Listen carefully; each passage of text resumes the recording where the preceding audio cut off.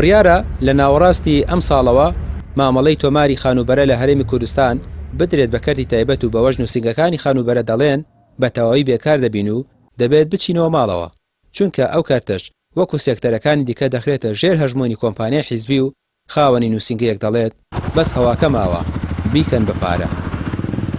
وڵات زیانەکە ئەوەیە ئێمە بێ دانیشتنی تر هیچ ئیشێ بە ئێمە ناکرێ و ئێمە ناتوانین ئیشەکان بەڕێوە بەرین، خۆیان کۆمپانیەکان ئیشەکان ئەبن بەڕێوە ئیتر ئیشان بە ئێمە نامێنێ وەڵاهی نازانم بیزەبەت قەرارەکە چۆنە، بەس گوێم لێ بووە باسی کردووە کە ئەبێ بە ئەلەکترۆنی کە بێ بە ئەلەکترۆنی پێویستیان بە نووسینگە نییە خەڵک ڕێخات و لێرە خەڵکێک ئیسفادە بکات. ئەوان دەربەسی خەڵک نین، خۆگە دەربەسی خەڵک بن وا نابێت. هەروەڵا ئەوان دەربەسی خەڵک نین، وەڵا ئەگەر بە هەواش بەدەزەوان بێبرن نایڵن هەڵی مژی. لەسەر ئەم بابەتە پەیام پەیوەندی بە بەڕێوەبەراتی تۆماری خانوبەرەی سلێمانیەوە کرد، بەڵام ئامادە نەبوون لێدوان بدەن و هیچ زانیاریەکیشان لەو بارەیەوە نەدا. سەرڕای ئەوەی ئەم سیستەمەی ئێستا کاری پێدەکرێت دەوترێت هیچ گرفتێکی دروست نەکردووە، بەڵام دیار نییە بە چ پاساوێک کاری بەڕێوەبەراتیەکانی تۆماری خانوبەرە دەدرێت بە کۆمپانیایەک. بە پێی زانیاریەکانیش کۆمپانیەکە دەیان ملیاری پێدراوە بۆ دروستکردنی ئەم سیستەمە ئەلکترۆنیە.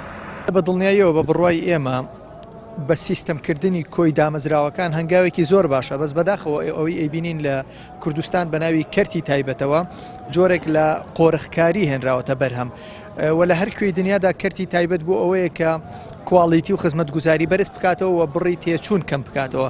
بەس بەداخەوە ئێمە بینین لە هەرێمی کوردستان لێرە بۆ بردننی زۆرێکی داهاتەکانە بۆ کۆمپانیا حیزبیەکان و کۆمپانیا شخصیەکان ئەتوانین بڵێن ئەم پرۆسەیە بە ئەلکترۆنیکردن و بە سیستەمکردن نییە، بەڵکو بە شەخسەنەکردن و بە حیزبیکردنی کۆی دام و دەستگاکانە.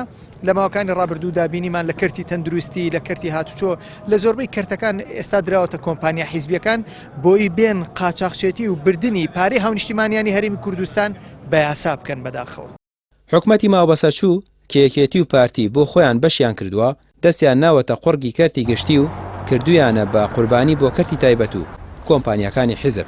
لەسەر حیسابی گیرفانی هاوڵاتیان خزمەتگوزاریەکانیان بە چەندین خات گران دەکرێن و پارەکەی دەخەنە گیرفانی خۆیان. ڕامیار عوسمان، کەناڵی پەیام، سلێمانی.